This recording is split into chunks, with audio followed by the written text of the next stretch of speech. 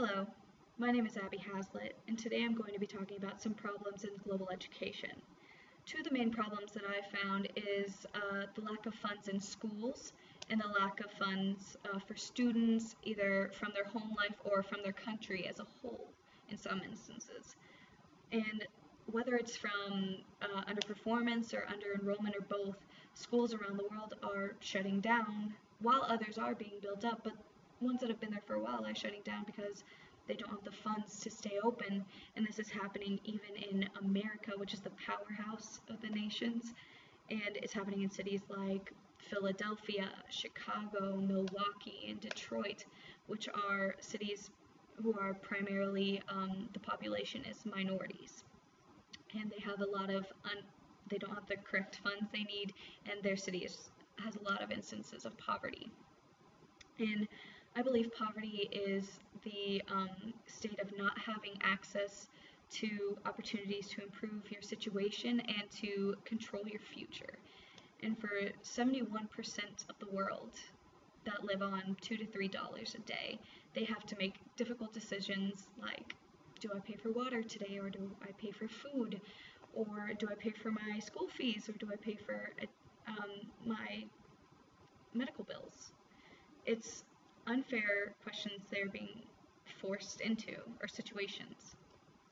And without equal access to social resources like education, jobs, loans, and financial literacy skills, poverty creates this cycle where children born into poor families don't have the opportunities to succeed as adults because they're stuck under that line, and it is very hard to rise above the poverty line once you are underneath it, which should not be the instance. It should not be that hard. And education is actually one of the most powerful ways to fight poverty and to increase or improve health, gender equality, and peace and stability even. And if students in low-income countries gain basic knowledge skills, studies have shown that 171 million people could be lifted out of poverty. 171 million. That is a lot of people.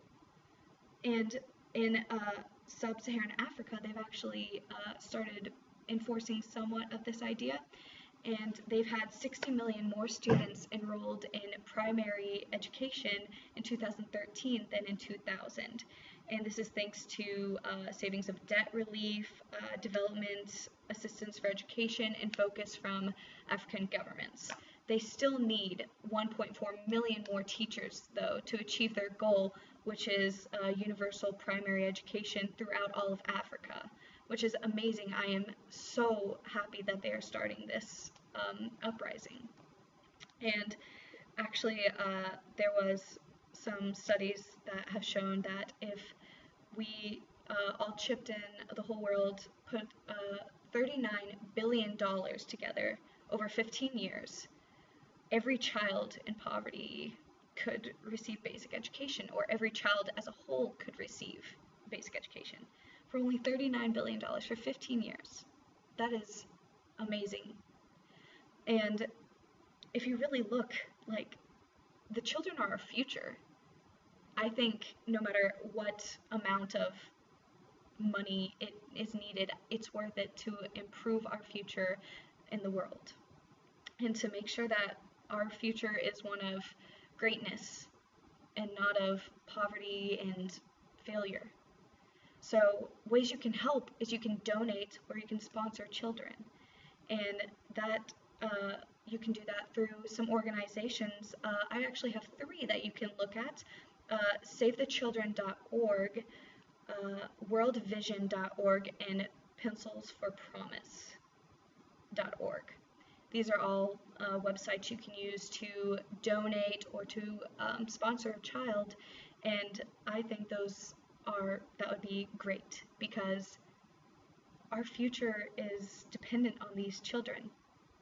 And so why not help them further their education and become better human beings? I want a better future. Don't you?